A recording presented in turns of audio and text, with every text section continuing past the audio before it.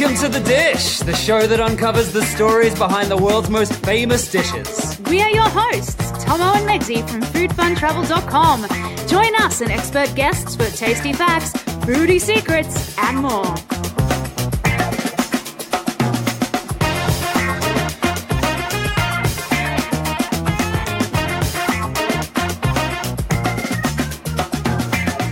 In this episode, we take a one-of-a-kind roaming degustation through Colombo, Sri Lanka, with an Asia's top 50 restaurateur, Dharshan Munidasa. We visit his most prestigious restaurant, Ministry of Crab, plus we try traditional Japanese with a Sri Lankan twist and contemporary fine dining versions of traditional Sri Lankan street food.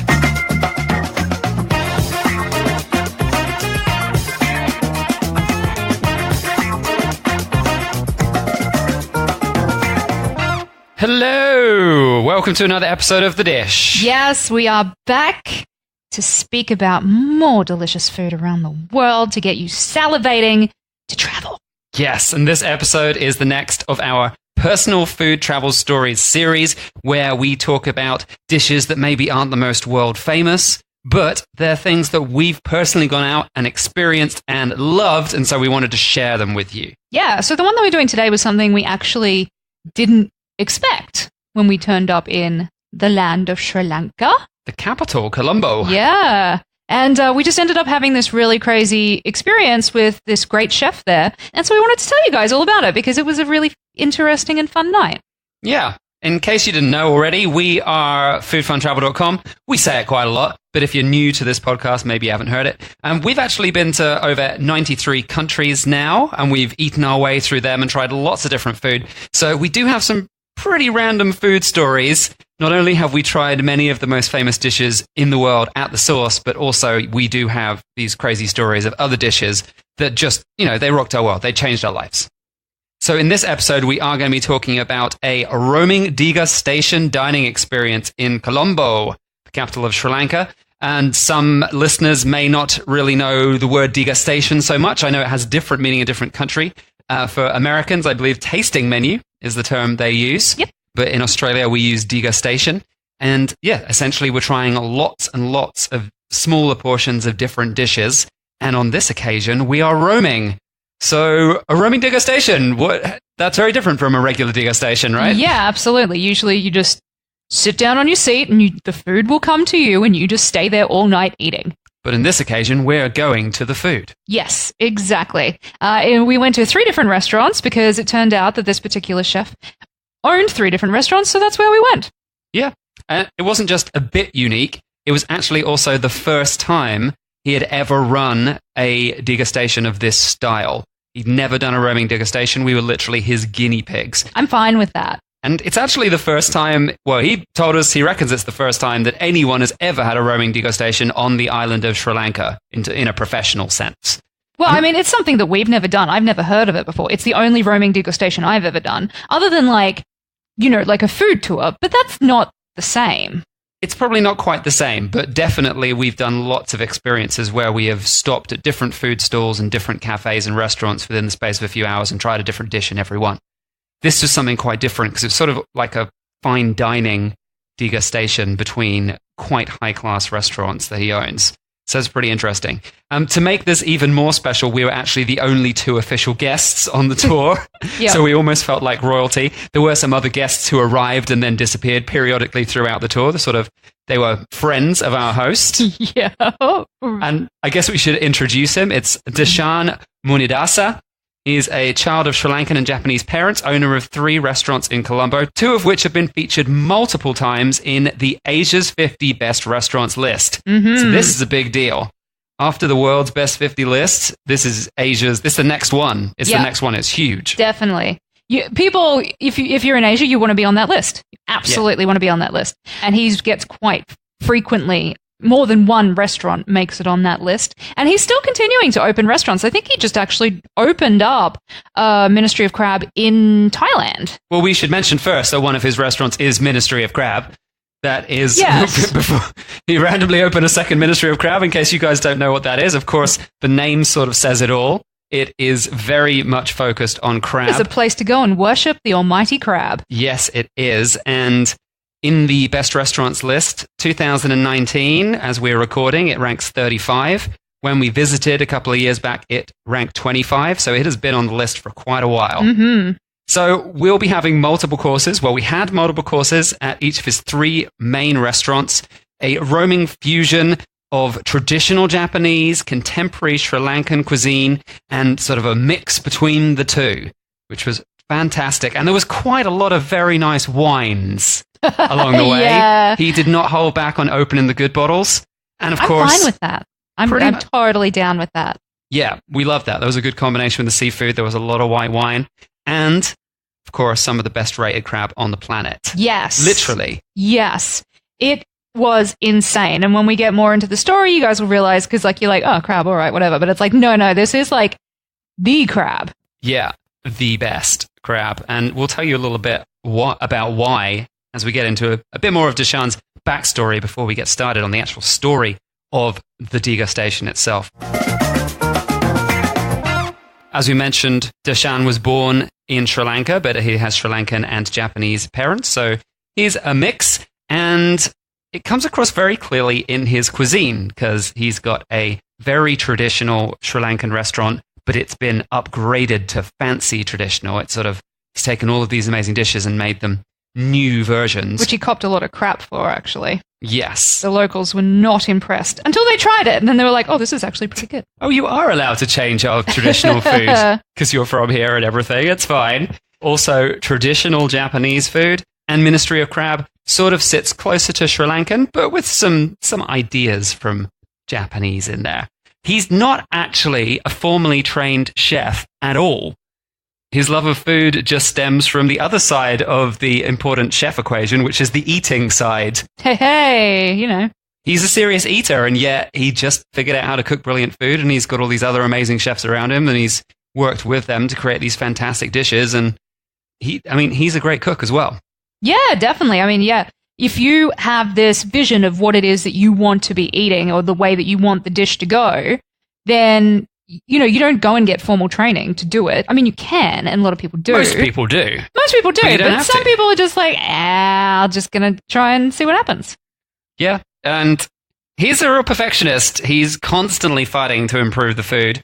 He's always testing new ideas, which is, of course, why he's got so many accolades, because he's always trying to do new things. And criticisms. And be better. And lots of criticism, because he's always pushing boundaries. Yeah, which is what you need to do. In the food world, there's a lot of people that, we love traditional food, but the people that, push the boundaries and come up with the new things, there's just some flavors that you would never expect would work until someone gave it a try, and you'd be like, yeah, I don't know about that. And then you try it, you're like, oh, this is my everything. Exactly. So, yeah, he's coming up with unique ideas and he's making it work. Not everything will work. That's the point about being creative. Yeah. But most of the stuff we tried worked very, very well.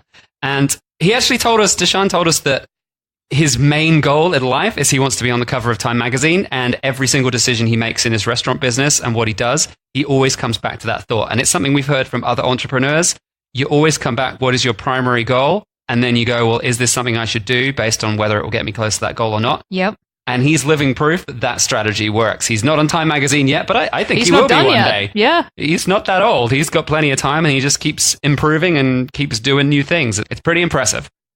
All right, well, I hope you got some belly space, because I think it's time for us to get started on the actual roaming degustation. Stop number 1, Ministry of Crab, number 35 in Asia's top 50 restaurants. And it's a world-class heavyweight as far as seafood restaurants go. Yeah, you have to make a reservation to go here, because they only have a limited amount of seafood every day.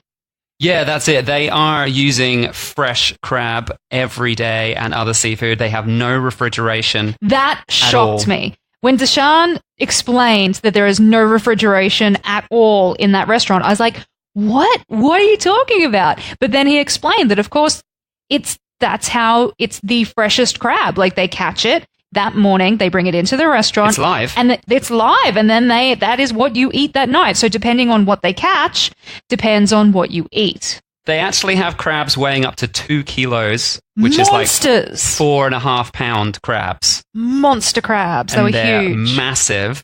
And being the PR genius that Dharshan seems to be, he has an open kitchen, and he actively encourages diners to like take a look over the side of the kitchen, see these big crabs coming out, take photos of the staff with the crabs. He got us in the kitchen. I mean, the first thing he did, literally, when we sat down at the table and we first met him, he said, like, hang on a second, I'm going to come back. And he went and grabbed 2 of the biggest tiger prawns I have ever seen. These are literally 1 foot long. And he just held them in front of us for a photo op. I'm like, yeah, this guy knows how to get people going, knows how to get the PR working for food. Until that moment, I never knew a prawn could be that big. Biggest prawns I've ever seen. Yeah. Still, to this date. Yeah. Insane. And caught locally in Sri Lanka.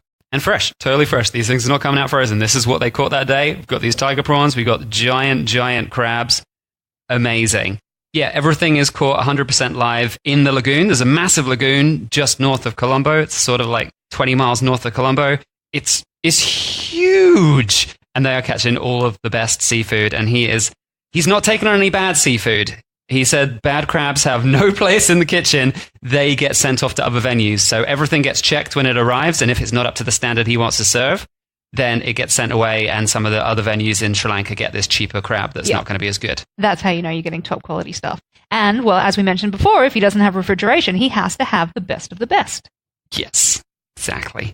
There's actually a little video of one of the chefs showing us the giant crab on the article that's accompanying this podcast. You can go to foodfuntravel.com/Colombo podcast, which is it's Colombo like the detective. Colombo.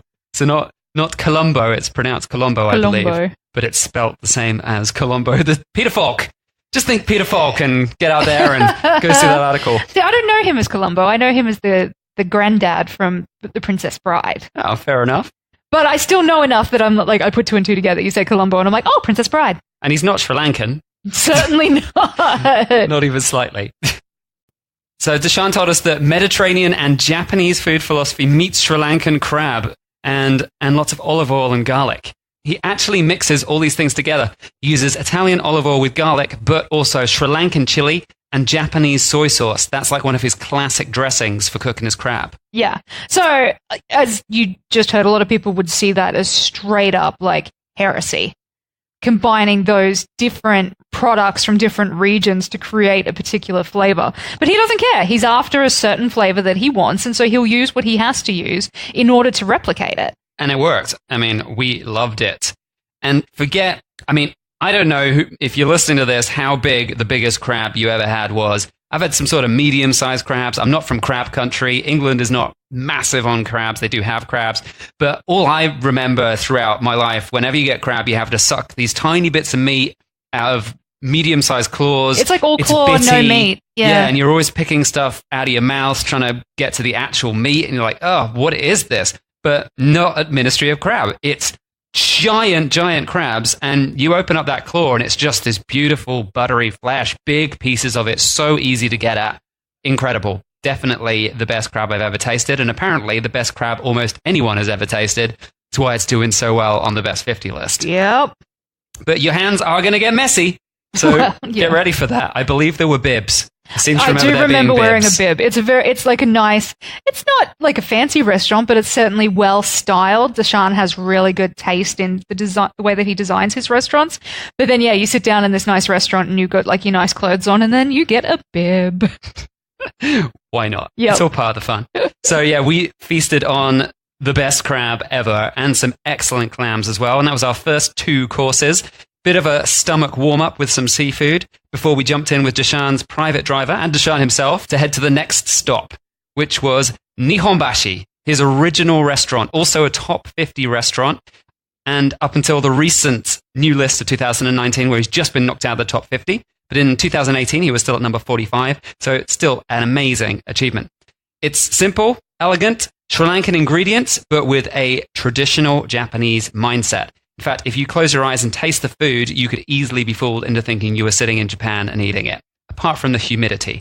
It was a warm night, that's for sure. They do have aircon rooms as well. Yeah. So the way that the restaurant set out was all these different levels. And then you go up to sort of the top level, and there were these private rooms that were air conditioned that you could go and have like parties in and whatnot. But we sort of sat outside in the little garden area, which was the yakitori garden. Yeah, which was lovely. And they just kept bringing us out this just beautiful sashimi. And the one thing that I really remember was it was a wasabi maki roll.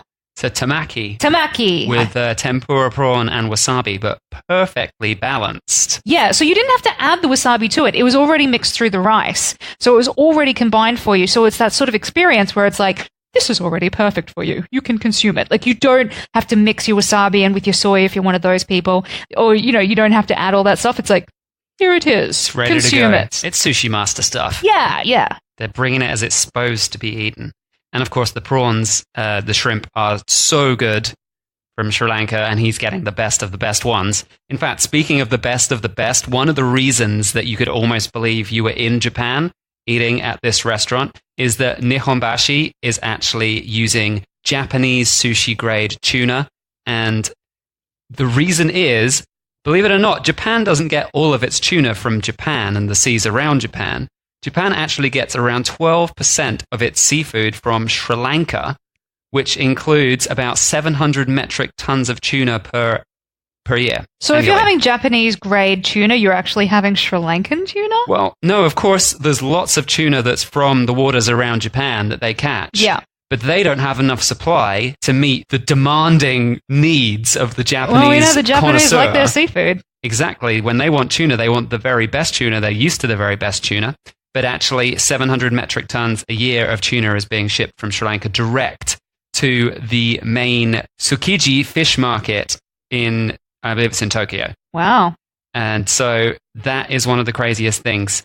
So he's actually intercepting that tuna because he's one of the main chefs on the island. He knows people who know people who know people. Oh, he's a man who knows people. So he's getting it fresher than they're getting it in Japan because he's getting it the second it comes out of the ocean. Yeah. They're not shipping it across to Japan. It was perfection. Yeah. All of the seafood there is amazing. And an interesting fact he told us was that Sri Lanka also exports tuna to Europe. They ship to Europe the stuff that didn't make the grade to go to Japan. And he's getting the stuff from the Japan shipments. So he's really getting the top stuff. So if you're hanging out in Sri Lanka and you have a hankering for Japanese food, this is the place to go. Nihonbashi is the place. But he's actually mixed things up. It's not just 100% Japanese. He's got a little bit of fusion in there, such as his curry leaf tempura, which uses Sri Lankan curry leaves and the tempura style of cooking. And I think he has a few other dishes. I don't have that in my notes right now, but he's definitely made an effort to try and combine a bit of the Sri Lankan style with traditional Japanese, which is awesome. One of the other really interesting dishes that we had while we were there, I think we must have had like 7 courses in this restaurant. They were slightly smaller, lighter courses because it's Japanese, but I mean, he didn't hold back on giving us a lot of food. He kept jumping up and going, oh, wait, you have to try this one. Yeah, just kept getting us more food. Yeah, he's having did fun. You like that? You really like that one? We'll get he like gestures to the chefs behind the thing, and it's like, another one, and we're like, oh, wait, we still have another restaurant after this, right? He's having a good time. I think this is one of the reasons he does so well. Also, is because it's a game. It's fun for him.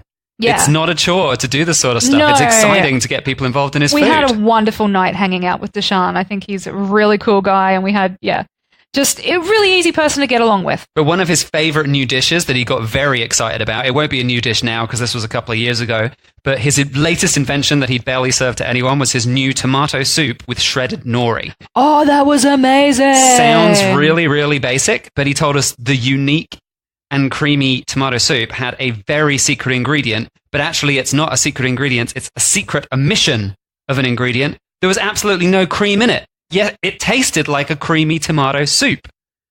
Totally insane. And he told us what they did was instead of using cream, every single portion of this soup is hand whisked vigorously to aerate and creamify the tomato flavor. And they add soy and olive oil as well, and they top it with nori. So you're getting this wonderful umami sense from the nori, as well as the air makes it feel creamy when there's no cream.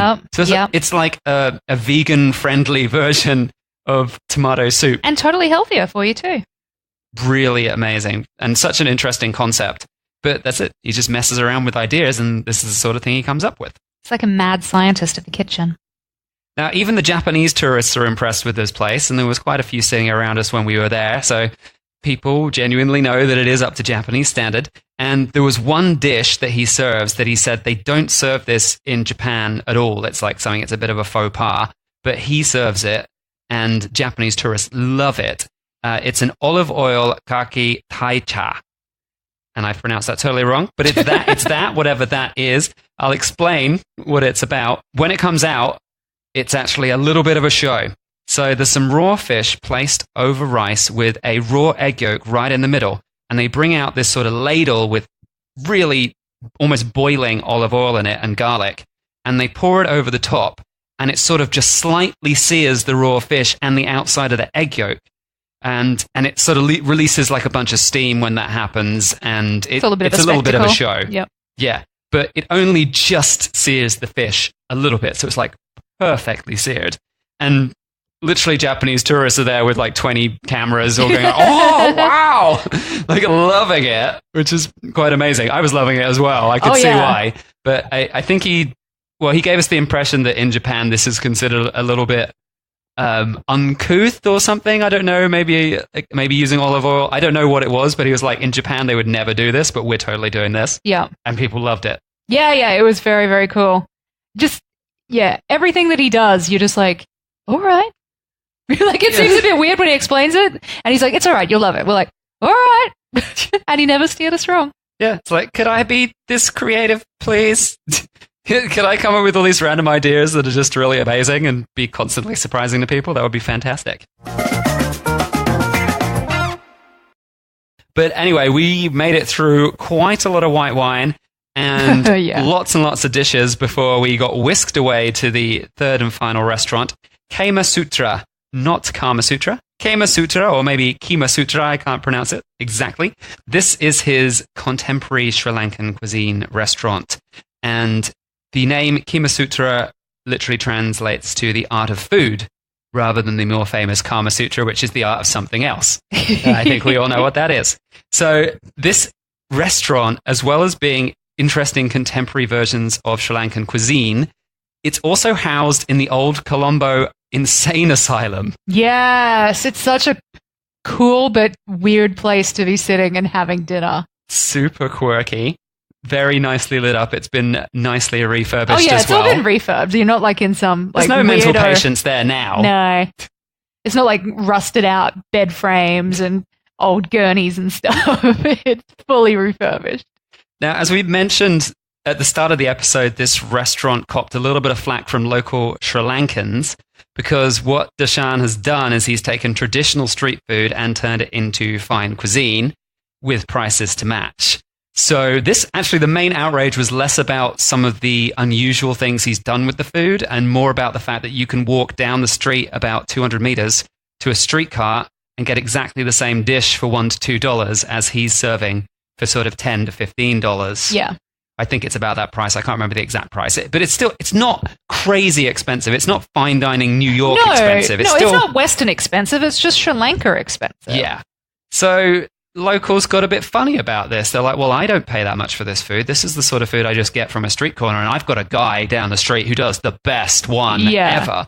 But that's definitely not what this restaurant is about. It's that same old story that once you actually try the fancier version and realize the top-notch quality ingredients that have gone into it, you're like, oh, okay, now I get it.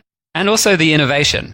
He's doing it differently in a way that you're not just going to get at a street corner restaurant. Yeah. But I get it. If you grew up with the cuisine, you're going to be going, well, I've got a guy who does this already and it's $1.50. So you're going to get a little funny about it. But I mean, we get funny about it. We can be like, you know, ever since we've left like Mexico and like we look at the price of tacos, if we go to a place that's selling tacos and you're like, you want me to pay what for a taco?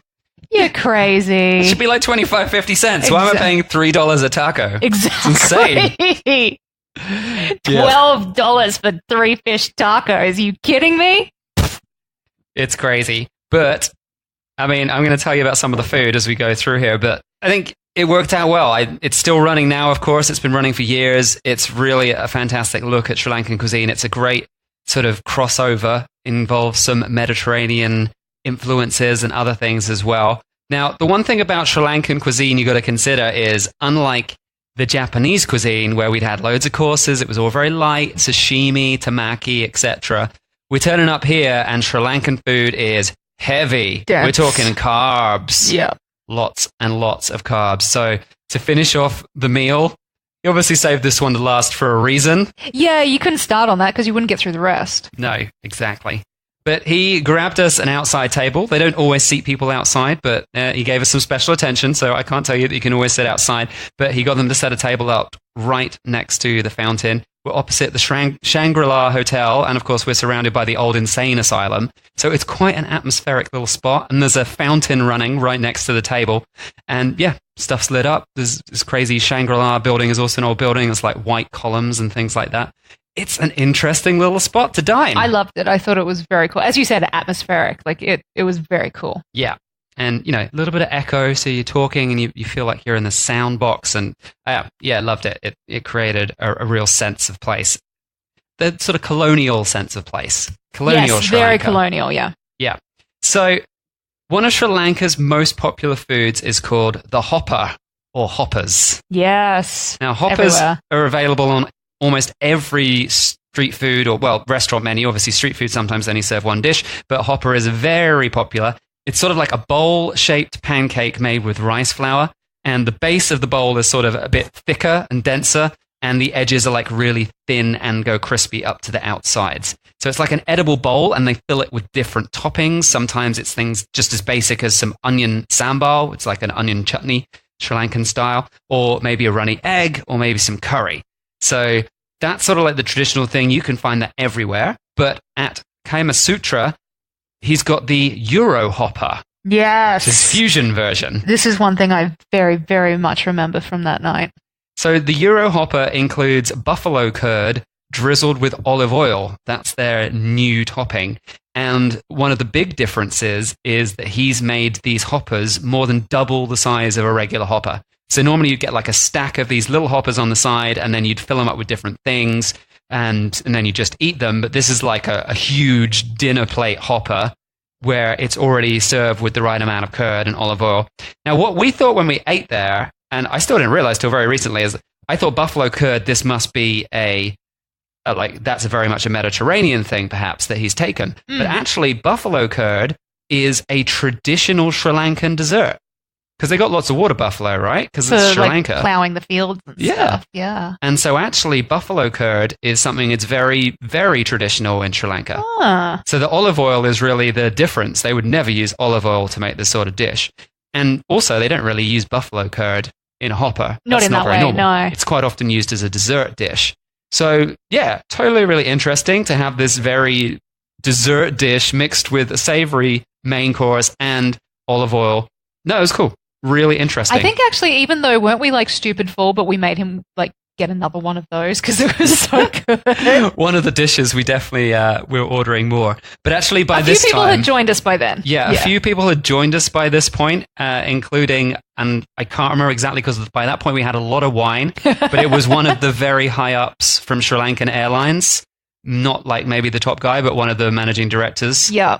So we're like, okay, now we're in deep with some very, very important movers and shakers. Yeah. It was quite a random evening in that sense. Well, I think even Dharshan has a co-owner of that particular restaurant, and she's a famous Sri Lankan soap star. One of the owners is a Sri Lankan cricketer, one of the most successful Sri Lankan cricketers from Ministry of Crab. Wasn't there a movie star?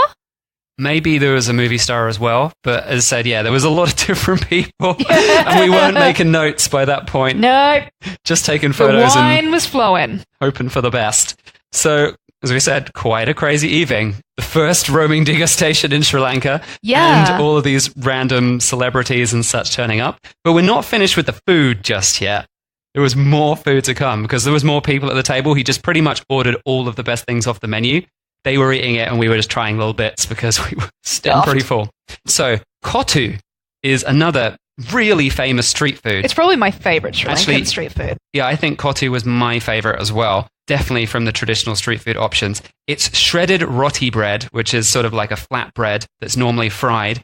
And then it is chopped into little tiny shreds. So you're essentially turning roti bread into noodles. Yeah. That you can then make this sort of stir-fried roti noodle dish. They throw it all onto a hot plate. They mix it up with spices, vegetables, and some sort of protein. And yeah, it's like a stir-fried noodle, pretty much. Sri Lankan stir-fried noodle, but using bread instead. Really, really awesome. Carb spectacular. But also on this occasion, he'd elevated it by using crab, which would not normally be the sort of thing you would have in a kotu because it's a basic street food. Certainly not. This is like basic street food. Yeah, normally you'd have chicken or something like that. Yeah. They do it with lots of different things, maybe mutton or whatever. But yeah, so doing it with crab, super fancy. And yeah, and they had a couple of kotus. I think there was a lamb one that came out as well. And just the perfect balance of the spices. This is the difference that you're getting. The street food ones, you might know one guy that you really love his one. But this, just like, oh yeah. Yeah, they know what they're doing. It's taking street food and making it elegant. Exactly. So the table was full of dishes. We're not going to talk about all of them because there was far too many. So we're going to jump on to dessert. And this dessert is called What the Hopper. Yeah. Another twist on the classic hopper and a twist on a classic dessert called paniyata, which is a Sri Lankan dessert. And what he's done is he's mixed together the hopper idea, but for the dough for the hopper, he's made it sweet by adding honey. And it comes off, like, because they cook this to the point where the edges go a little crispy, because of the honey, it goes a little more crispy. Mm-hmm. So that sugar sort of caramelizes a little bit. It goes a much darker brown. And then it's topped again with the curd, but this time with treacle. And curd and treacle, that is the ultimate, like, basic dessert in Sri Lanka. That's like the easy, simple, traditional thing. Yeah. Who knew treacle would be It's just like dirty classic awesome. Yeah, but that's it. That's like one of the favorite things. But lifting it up once again, it's got strawberries on top. Yeah. You're not getting that on a regular Sri Lankan dessert. I mean, I'm not a big dessert person, but that was really special. That's literally the thing you say every time we talk about a dessert you like. I'm not a big dessert person, but this dessert. Every single episode. Because every time I'm in a country, I probably had dessert once. And so I have to talk. But I guess when we're going to have dessert, we're going to make sure that it's a special one. You're right. I do say it all the time. Yeah, all the time. That should be your episode sign-off. I don't normally have dessert, but this was amazing. It was good. It was great. It did round off the dinner nicely. And by that point, we definitely had a little wine, but I actually have a photo of the hopper, and he brought out a bottle of Moe, and that was it was served with a bottle of Moe. Like the wine just kept coming. Oh, it was such a good night. This was a decadent evening of insanity, of Thank crazy you, Dharshan. eating. Yeah. Let us know when you want to come and we'll come and visit again. Yeah, we really did appreciate it. So we loved being the guinea pigs for what could have been the first ever fine dining roaming degustation in Colombo. Yep. I guess we could say that's one of our claim to fames. Yeah, definitely. Claims to fame. And of course, as we said, you might not have this experience of going, do it as a roaming degustation, but these 3 restaurants are in Colombo and you can go to them and have this food as well. And we highly recommend it. Like, if you're there, you definitely have to go to one of Dharshan's restaurants and just have this, delicious experience, whether it be Ministry of Crab or if you're in the mood for like a Sri Lankan influenced Japanese, or if you want that elevated, like, Sri Lankan traditional cuisine. You got to just go to one of them. Yeah, choose one or go to all of them, Yeah, whatever you like. Spend a few nights. They're all fantastic. We were truly impressed. And of course, yeah, an incredibly memorable food travel story for us. We're just flying around in his private car between restaurants. He's got his 4x4 and being treated like royalty is always nice. Yeah, and it was a very special night. It was a winning experience. So sadly, there doesn't seem to be any indication that Dharshan has actually continued this idea and made it a thing. I'm not surprised in some senses because it was sort of extreme amounts of eating. We ate a lot. I guess they could cut down on some of the courses and streamline it. But I feel like his goal is more to be a restaurateur than to have food tours running. Yeah, well, I mean, as I said, I'm pretty certain they've opened up a new Ministry of Crab. I think it's in Bangkok, actually. Well, he actually told us when we were there, one of his big goals was to go to a different country every year and open another restaurant. And I feel like that's probably taken a lot more of his time than having any interest in continuing this tour. So maybe this really was one of a kind. Wait, maybe he's opened one in Mumbai. Oh, okay, so I'm wrong. It's not Bangkok. So there's one in Colombo, Shanghai, Manila, and Mumbai now. Wow. And when we went there 2 years ago, I'm pretty sure it was just the Sri Lanka one. That's what I thought too. So he's not messing around. He's getting the franchise out there. Yep. So I think the new one's Mumbai, not Bangkok. Sorry about that. Oh, well, the original one is still the one that's rated in the best, and it is probably because that lagoon crab from north of Colombo is some of the best crab in the world, and huge. So, to finish up this episode, of course, it's one hell of a lot of food going out and doing this sort of degustation, but we love the roaming degustation experience, not just with Dharshan, but I mean, in general, we do it all the time. Yeah, we've sort of always created our own informal roaming degustations, going between street food restaurants and cafes. We've been on food tours. We do that a lot. We do, yeah. So this was not a new concept for us, but doing it between fine dining restaurants was definitely new and not something we can normally just do all the time, because of course it ends up costing a lot. One restaurant is already a big night out, so 3 restaurants of that caliber is something that's you'd think is reserved for the highest end clients with lots of money to burn, which we generally don't. Food podcasting doesn't pay quite as much as other businesses yet. So, that's a good point to remind you that you should rate and subscribe. Give us a 5-star review if you love this show. We'd love to make it bigger. Join on iTunes or wherever else you listen and let other people know about the show, of course. But my big question for the end of this episode really is that, I love doing this sort of thing. I love tasting multiple dishes. I actually find it disappointing when I can only have one dish at a meal. Yep. I'm like, I want to try lots of things every time. Life is too short. But what do you think? We want to hear from you. Tweet us at Food Fun Travel. What's your favorite tasting menu experience or degustation experience? And would you roam multiple restaurants in one night? Or are you more of I'll sit down and have the tasting menu in one place, thanks? What is your preference? I like it. I mean, I think you get up between each meal, you work off a bit of the food, wandering around. Yeah. I'm into it. You run the risk of the food settling in, being worried about that. But we started with 2 light things. It's with seafood and then like Japanese food, like sashimi and stuff like that. So by the time we did get to the heavy stuff, we still had plenty of space. Ish. So we made space. We made space. Yeah. So I guess it just depends on what the cuisine is. Yeah, exactly. I guess you have to plan your own roaming degustation. But I don't know that many roaming tasting menus aside from food tours. Yeah, exactly. I've never really heard of this experience, which is probably why it hasn't gone anywhere, because it's just a little bit ahead of its time. But as the culinary travel movement increases, it's something that may become more popular. Yeah. Hopefully, because I would love to do more of these sorts of things. It was super fun. All right, so thanks to Dharshan and all of the team at all 3 of his restaurants, which is Kema Sutra, his contemporary Sri Lankan restaurant, Nihonbashi, the Japanese traditional with a little bit of Sri Lankan flair, and of course his most famous restaurant, Ministry of Crab, which is now in those 4 different countries. We are not sponsored by Dharshan, but we just wanted to talk about this because it was one of our really awesome food experiences we've had in the last 20 years. Exactly. And, this is what these episodes are about, is just talking about great nights. And we still remember this night out with Dharshan so fondly. And we just wanted to let you guys know about it. More notes and some photos, including a photo of Dharshan with those giant tiger prawns we mentioned at the start. Huge! That are literally the size of my arm. Crazy big.